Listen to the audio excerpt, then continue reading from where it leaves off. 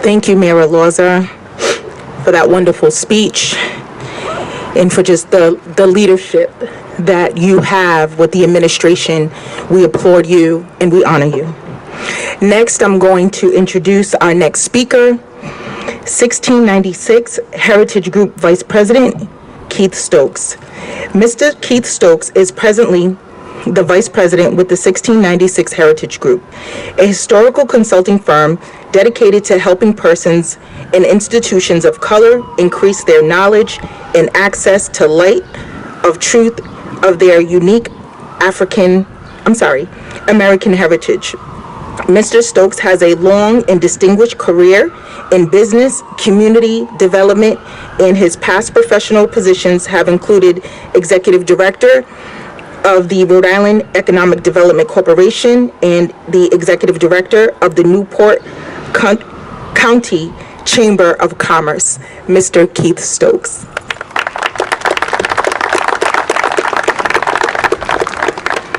Thank you, and good morning, everyone. I'm very honored to be here today and support the vision and leadership of Mayor Elorza. As someone who's had the opportunity and the privilege to travel across the African diaspora, from Africa to the West Indies and across America, to learn the stories and the truths of our African heritage, I can assure you today the actions led by our mayor and the vision of our mayor is the first of its kind in this country. And Rhode Island and Providence will lead the way in the reconciliation and the remembrance of our African ancestors. So thank you, Mayor, thank you, staff, and thank you to the City of Providence. What I thought I would do today, and particularly for the media, is to provide about 12 very simple historic reference points that begins to provide the factual platform of how Africans arrived, survived, and thrived in Providence and here in Rhode Island. And I'll certainly make copies available if you have an interest, because I want you to listen very carefully to these points, because it forms the very basis of the truth-telling and reconciliation and eventually reparations that the mayor's vision has brought before us. The transatlantic slave trade from Africa to the New World would have been the largest and longest maritime migration movement in the history of the world. The reason for this worldwide maritime movement was to obtain enslaved African labor to replace indigenous labor in the New World that would later go on and harvest the cash crops that would make European kingdoms, families, wealthy beyond imagination. As Rhode Island became the first American colony to declare its independence from Great Britain on May 4th, 1776, Rhode Island was also one of the most active slave ports in all of British North America, led by Newport, Bristol, and here in Providence. Between 1705 and 1805, that 100-year period that we call the Golden Age of American maritime economy, Rhode Island merchants and Rhode Island vessels from Providence, Newport, and Bristol would participate in over 900 documented slave voyages, meaning ships that left Rhode Island ports to sail to what is today West Africa along the Gold Coast and Guinea Coast and Windward Coast, and then via the Middle Passage to transport enslaved Africans to work as beasts of the fields in these sugar plantations and coffee plantations of the West Indies. And then eventually these same Rhode Island merchants would bring the byproducts, largely sugar and molasses, back to Rhode Island, but also would bring with them captured Africans. What stands out about African slavery, and I want people to really understand what I say here, what stands out about African slavery as compared to any time in the history of slavery in the world is a unique concept of confining slavery to a single race of Africans, and that the children of enslaved mothers are born into slavery for the remainder of their lives. So for anyone to say that slavery has been a part of world history, they're partially right. But the full story is, and the reason that we are here today, the enslavement of Africans was the one point in the history of the world where nearly every country, every explorer, every colonist, every settler, every person that was even persecuted for religious freedom that landed in Rhode Island, they all equally participated in enslaving over 10 million African men and women and children.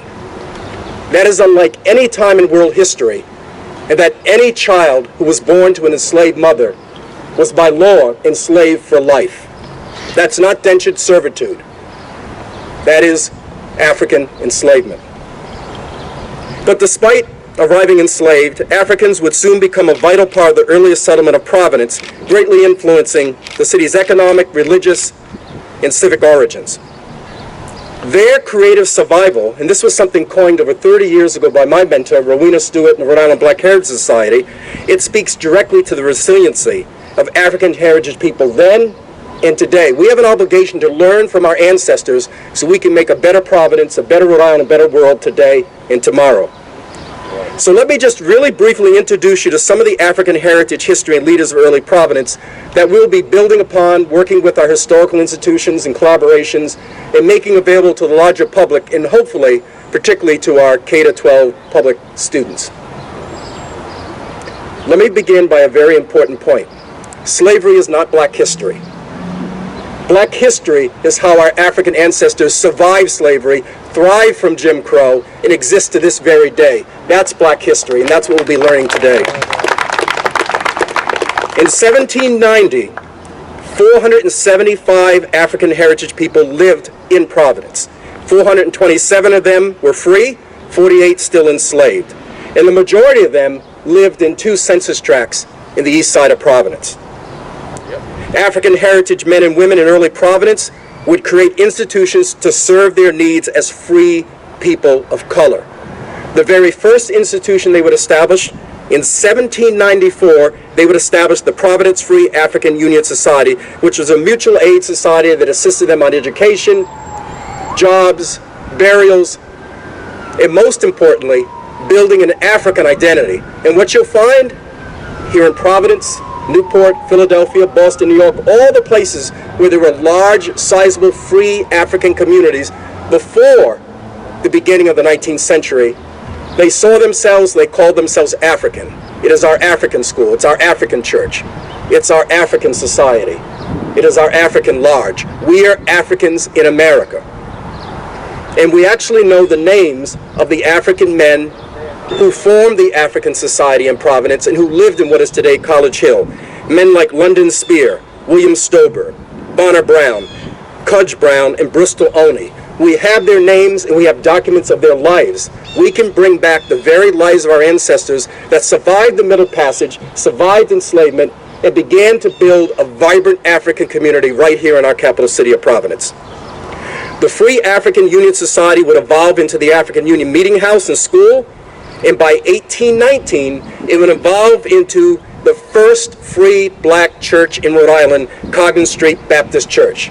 The building that stands today at the corner of Meeting and Congdon Street dates back to 1874, but the history of that congregation dates back to the earliest days of enslaved Africans winning freedom and organizing and building their place of worship. And that building sits in our capital city in the east side as a testament of African resiliency and survival. One of African's earliest leaders in Providence was a man named Ichabod Northrop. His father fought for the 1st Rhode Island Black Regiment during the American Revolution, and Ichabod Northrop in Providence would have set himself up. In fact, his home still stands on Cushing Street, 15. He would set himself up as an early leader of the church, and then he would also become one of the earliest and most aggressive leaders to integrate public schools in Rhode Island. Rhode Island, in the North, the liberal North, the progressive North, still had segregated schools until well after the Civil War. It was Ichabod Northrop and other men and women of Providence and Newport and Bristol would come together and ensure that all public schools would be integrated here in Rhode Island, here in Providence, here comfortably in the North. And there are leaders like Alfred Niger and George Willis of Providence. They would represent Rhode Island in the very first American Society of Free Color Convention in 1831 in Philadelphia. These men came together with over 100 African men from across the North at that time for a single reason. In the antebellum area, the time that we call the 1820s to the 1840s, there were a series of horrific race riots. We talk about Tulsa from 1920, but our Tulsa of 1920 is Hardscrabble and Snowtown in 1824 and 1831 here in Providence. Some of the most devastating race riots where African Americans homes were burned, buildings were burned, and were displaced, not once but twice. And Alfred Niger came together to organize with other African men to begin to build resiliency and fight against this new challenge, post-slavery, and now free, but now living in a society that was not equal and certainly separate.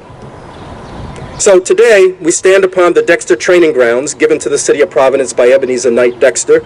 But how many know that the 14th Heavy Artillery Regiment, the first African Heritage Regiment formed in Rhode Island, and one of the first heavy artillery regiments formed in the United States, trained right here on these grounds? If you look around and you see beautiful grounds, but what's missing is a recognition of the men who fought, served, and died in the 14th Heavy Artillery Regiment. Thank goodness we've got Anastasia Williams here and Senator Harold Mitz. They get it, they lead it, and they're on top of these issues. And I'm proud to work with them as I'm proud to work with the mayor. So today, a challenge facing African heritage people in Providence and across America is not only avert racism, but its invisibility. Far too much of Rhode Island American history is taught, interpreted, and memorialized through the owner class viewpoint. That is the majority viewpoint. That is not the African, not the Latino, not the indigenous, not the people of color viewpoint. Confederate memorials and statues that celebrate those that secured fame through racial oppression is just not the history of America that the growing majority will tolerate any longer. Rather than only taking statues down and removing state names, we should also be advancing African heritage history in our public schools, reclaiming public spaces such as the Dexter Training Ground, and most importantly, building a series of investment policies to ensure that African heritage and indigenous people survive and thrive in America today and tomorrow. So Providence and Rhode Island can lead the nation on how we tell the inclusive history of all Americans through public memorials, public investments, and public education. But it's the truth-telling that begins today through the vision of our mayor in this executive order that will not only validate our earned African heritage and history in Providence and in Rhode Island and America, but most importantly, it will make clear that as Black Lives Matter, Black history matters. Thank you, Mayor. Thank you, the people of Providence. We've got a great task ahead. Thank you.